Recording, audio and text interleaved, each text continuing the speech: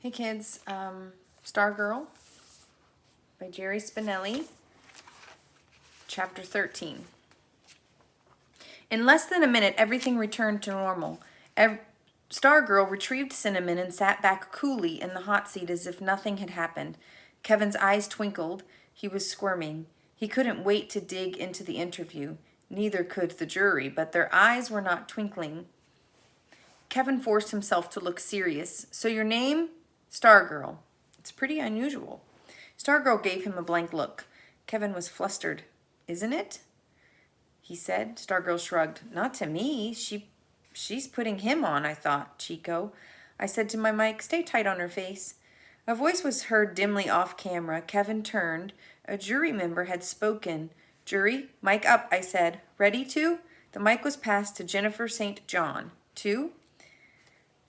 Mike looked like a black ice cream cone before Jennifer's face. Her voice wasn't pleasant. What's wrong with your name? What's wrong with the name your parents gave you?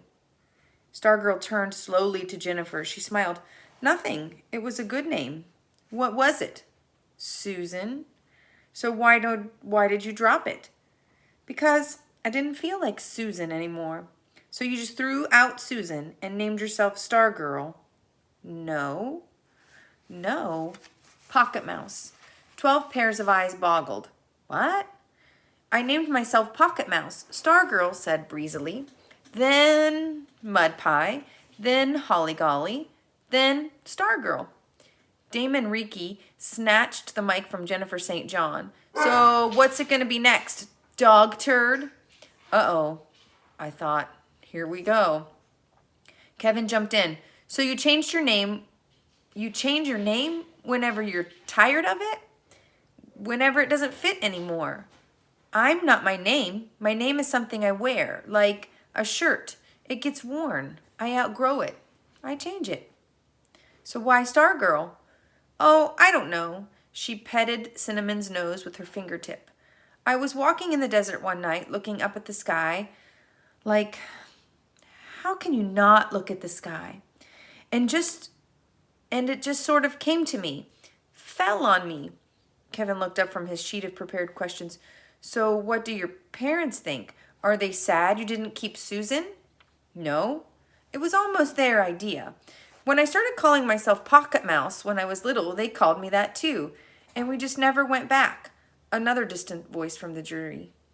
I tapped the sound man. Jury, mic. And keep all mics open. I hated to do it. It was Mike Ebersol. I said, do you love your country? Yes, she answered briskly. Do you love yours? Ebersol ignored the question. Why don't you say the Pledge of Allegiance right? She smiled. Sounds right to me. Sounds like you're a traitor to me. Jurors were only supposed to ask questions, not make statements. A hand reached into the picture and grabbed the mic from Ebersol. Rebecca Rinaldi's angry face appeared on camera too. Why do you cheer for the other team? Stargirl seemed to be thinking it over. I guess because I'm a cheerleader. You're not just a cheerleader, you dumb cluck. Becca Rinaldi was snarling into the mic. You're supposed to be our cheerleader, a Mika cheerleader. I glanced at Mr. Robineau. He was turned away from the monitors. He was staring straight at the set through the control room window. Stargirl was leaning forward, looking earnestly at Becca Rinaldi, her voice small as a little girl's. When the other team scores a point, and you see how happy it makes all their fans, doesn't it make you happy too? Becca growled. No. Doesn't it make you want to join in? No. Don't you ever want the other team to be happy too? No. Stargirl seemed genuinely surprised. You don't always want to be the winner, do you? Becca scowled at her and jutted out her jaw. Yes. Yes, I do. Yes, I always want to be the winner. That's what I do. I root for us to win. That's all we do. She swept her arms around the set. We root for Mika. She jabbed her finger at the stage. Who do you root for? Stargirl hesitated. She smiled and threw out her arms. I root for everybody.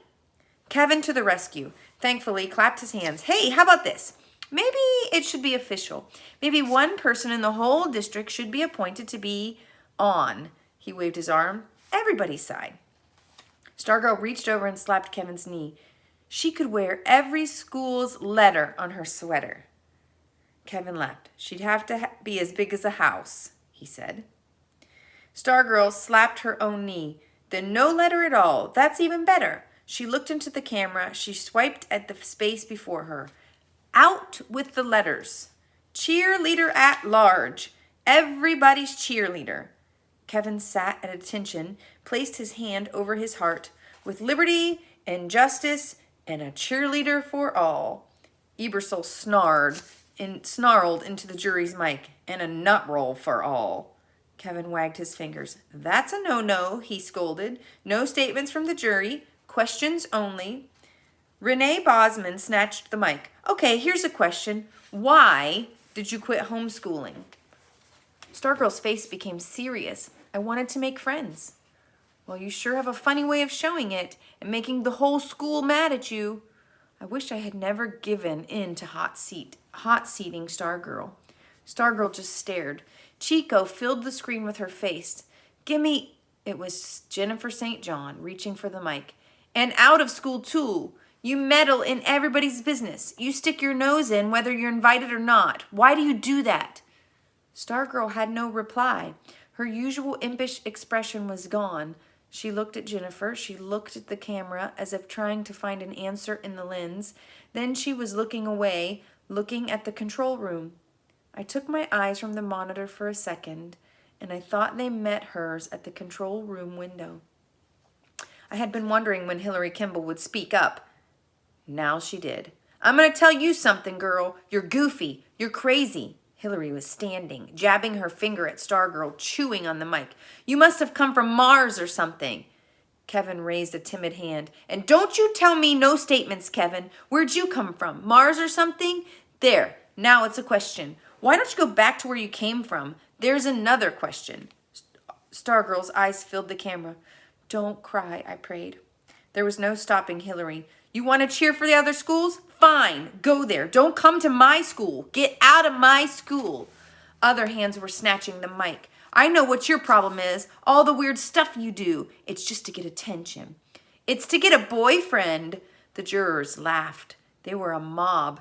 Hands grabbed at the mic. Kevin looked anxiously at me. I could do nothing. With all the buttons and switches at my command, I was helpless to change anything on the other side of the glass. I got a simple question for you. What's the matter with you? Huh? Huh? Why can't you be normal? Why do you want to be so different? Yeah, is something wrong with you? You got to be so different? Why don't you wear makeup? They were all standing now, jabbing, jutting, shouting whether they had the mic or not. You don't like us, do you? Do you? Mr. Robinow flipped the master toggle on the console. That's it, he said. I flipped the studio sound switch. That's it, show's over. The jury went on shouting.